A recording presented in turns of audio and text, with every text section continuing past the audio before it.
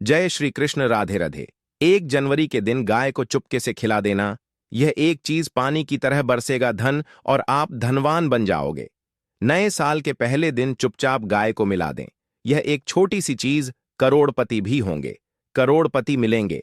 अन्न धन के भंडार, सभी दुख दर्द संकट कष्ट है वह दूर हो जाएंगे और सभी सुख आपके कदमों में आ जाएंगे।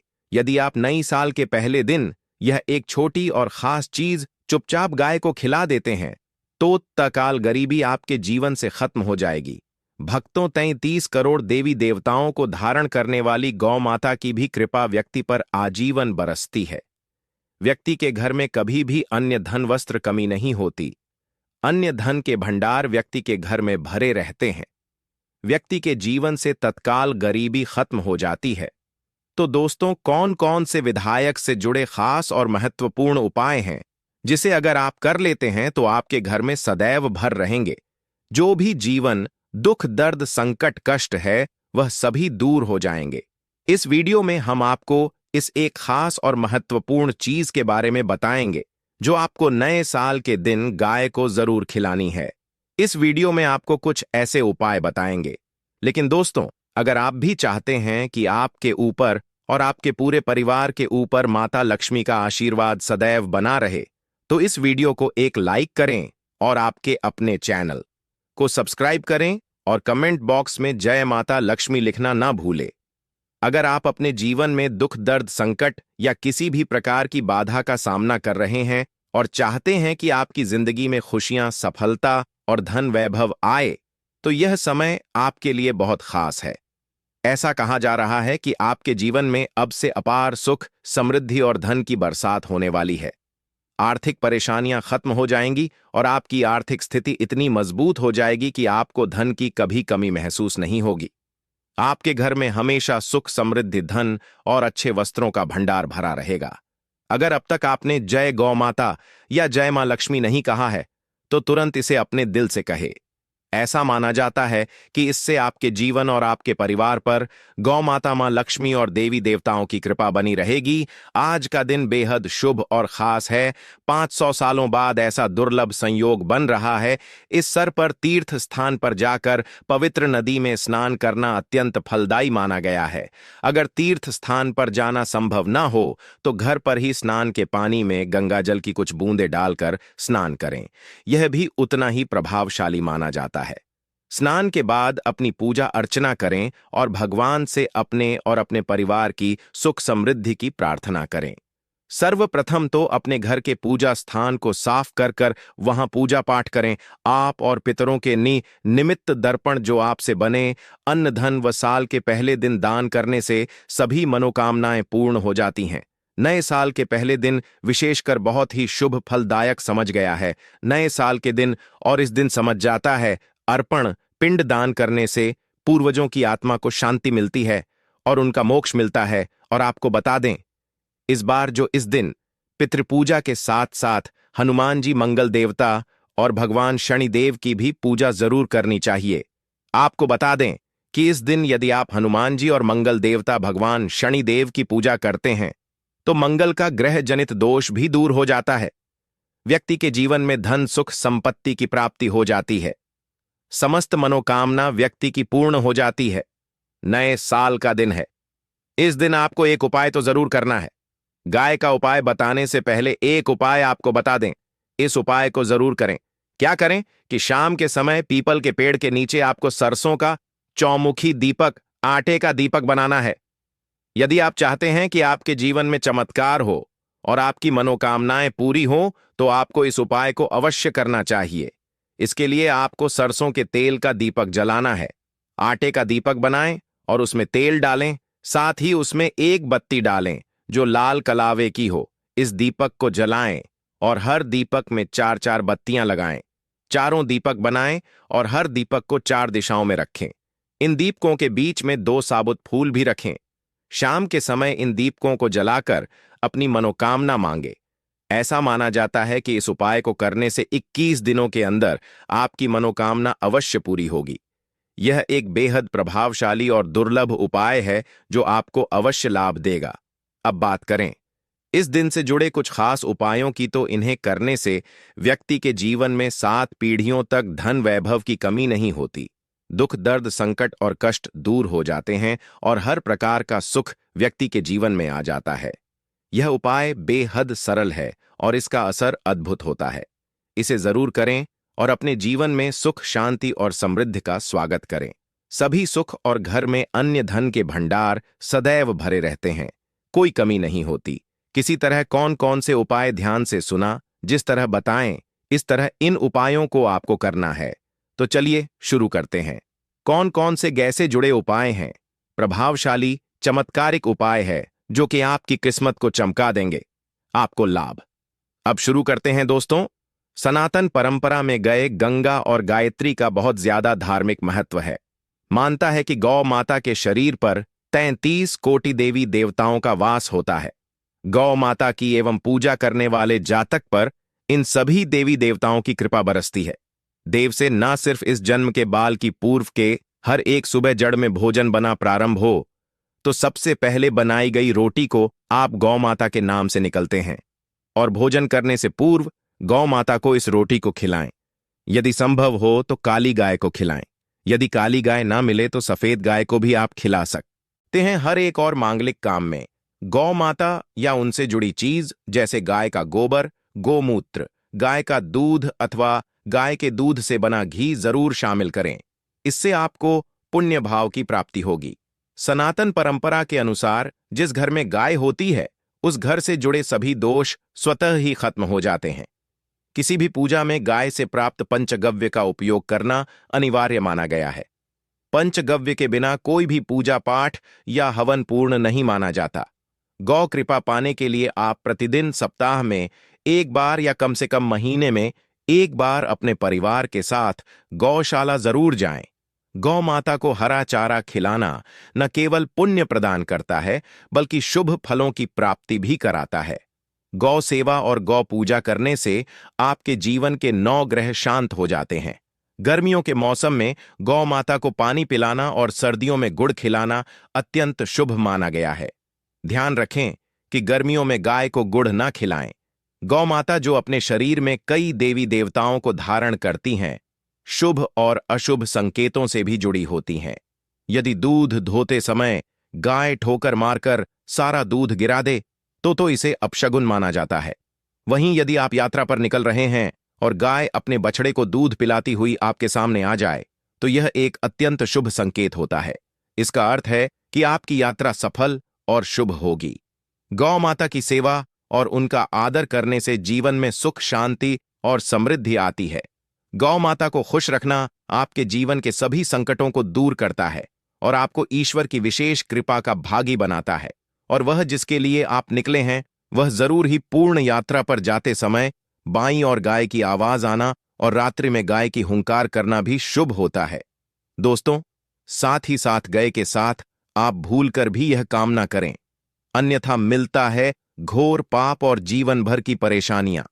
जी हां दोस्तों, गाय को राष्ट्रीय पशु बनाए जाने और इन्हें मौलिक अधिकार दिए जाने की बात हो रही है तो सवाल उठता है, गाय संस्कृत का अहम हिस्सा है, तब भी गाय के साथ लोग खराब व्यवहार कैसे कर लेते हैं? गाय डर डर भटकती रहती है, भरपेट इन्हें 4 तक लोग नहीं देते।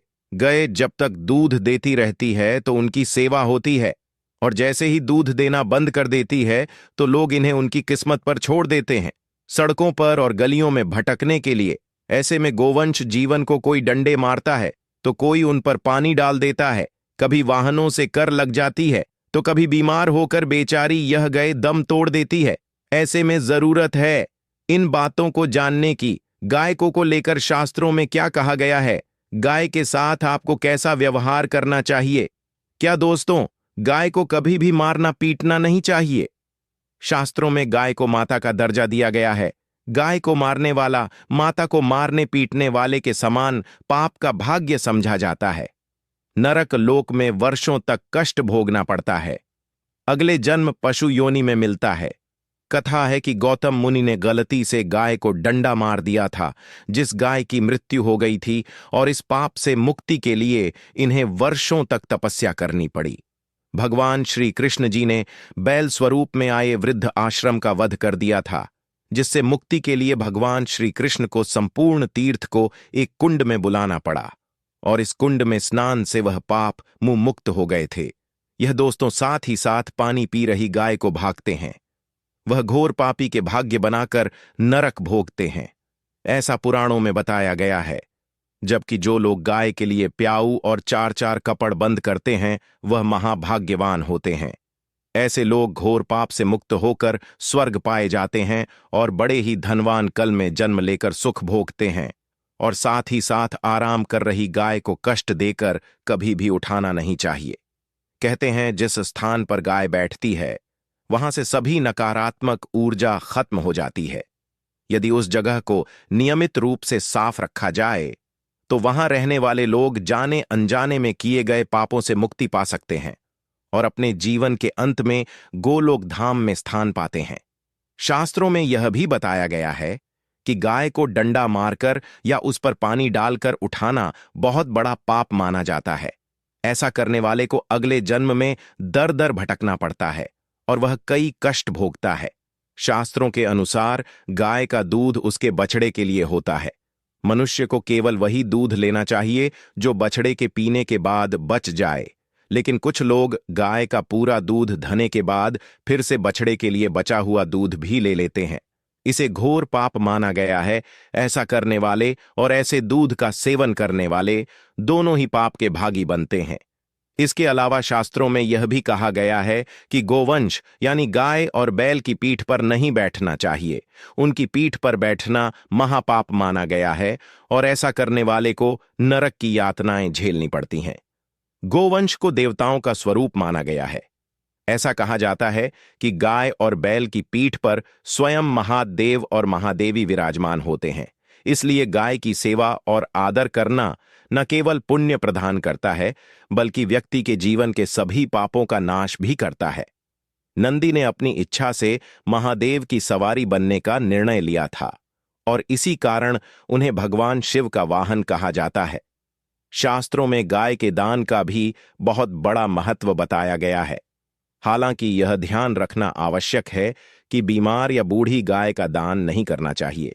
कठोपनिषद में नचिकेता की कथा इस संदर्भ में प्रसिद्ध है, जहां नचिकेता ने अपने पिता द्वारा बूढ़ी गायों का दान करने पर आपत्ति जताई थी। ऐसा कहा जाता है कि जो लोग दूध देने वाली गाय या बछड़े सहित गाय का दान करते हैं वे महान पुण्य अर्जित करते हैं और स्वर्ग में स्थान पाते हैं। पितृदोष के संदर्भ में यह माना जाता है कि यदि सूर्य चंद्र मंगल या शुक्र की युति राहु के साथ हो तो पितृदोष उत्पन्न होता है। सूर्य पिता का प्रतीक है और मंगल रक्त का। जब सूर्य शनि राहु या केतु के साथ स्थित हो या उनकी दृष्टि में हो या मंगल की युति राहु या केतु के साथ हो तो यह दोष जीवन में संघर्ष और बाधाएं पैदा करता है। पितृदोष से मुक्ति के लिए गाय की सेवा अत्यंत लाभकारी मानी गई है।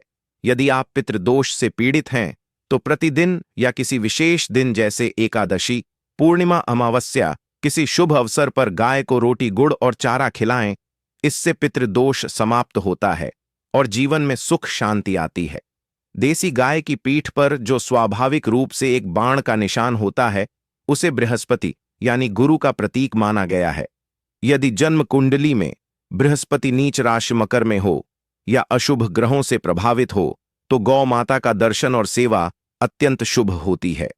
ऐसा कहा जाता है कि यदि शिवलिंग की पूजा करते समय आपके सामने गौ माता दिखाई दे जाए तो यह बहुत ही शुभ संकेत होता है और आपके जीवन के कई कष्ट समाप्त हो जाते हैं।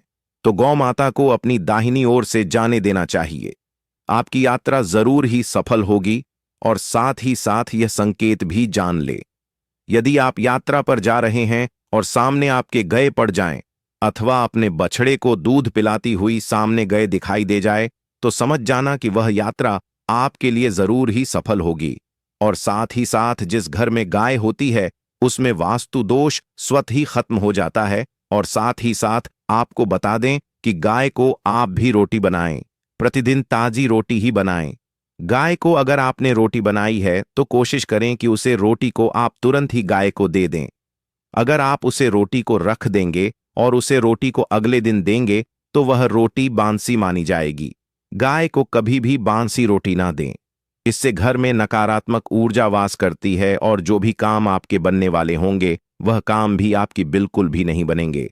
इससे आपके घर में हमेशा दर्द दे का वास रहेगा और आप जिस भी उसे काम में आपको हमेशा असफलता ही हाथ लगेगी।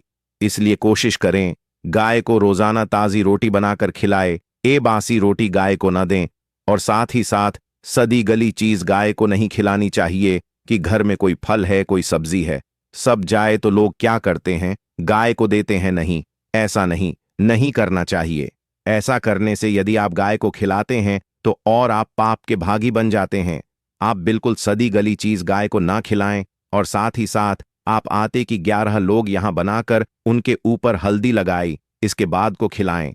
हर एक लोहे को खिलाते समय गाय के सिंग पर आप हाथ फेर, पीठ पर हाथ फेर, मस्तक पर हाथ फेर, माता गाय के आप चरणों की स्पर्श करें। या दोस्तों, ऐसा करने से आपके समस्त काम बनने लगेंगे। जो 2 का समय चल रहा है वह भी खत्म होगा। आपके जीवन में खुशियां ही खुशियां होंगी और एक बार आप 7 बार गाय की परिक्रमा भी कर लें तो आपके समस्त कम होंगे। और साथ ही साथ आप गाय को जब भी रोटी दे, रोटी पर या तो आप थोड़ी हल्दी लगा लें या थोड़ा अच्छा रख लें। अगर अच्छा ना हो तो आप थोड़ा रख सकते हैं, थोड़ा घी रख सकते हैं। या दोस्तों, गाय को कभी भी सूखी रोटी ना खिलाएं। सूखी का मतलब गए रोटी रखें उसे, पर कुछ ना कुछ रख कर खिलाएं। हल्दी रख ले मिश्र की, या जो भी रख ले, मतलब खाली रोटी नहीं खिलानी है। भक्तों, अगर आप सच्चे मन और श्रद्धा से यह उपाय करते हैं तो आपको इसका फल अवश्य ही प्राप्त होगा। हमारे प्रिय दर्शकों, यह तमाम जानकारी जन रुचि को ध्यान में रखकर दी जा रही है। ज्योतिष और धर्म के उपाय को अपनी आस्था और विश्वास पर आजमाएं। इस संदर्भ में हम किसी भी प्रकार का कोई दावा नहीं करते हैं।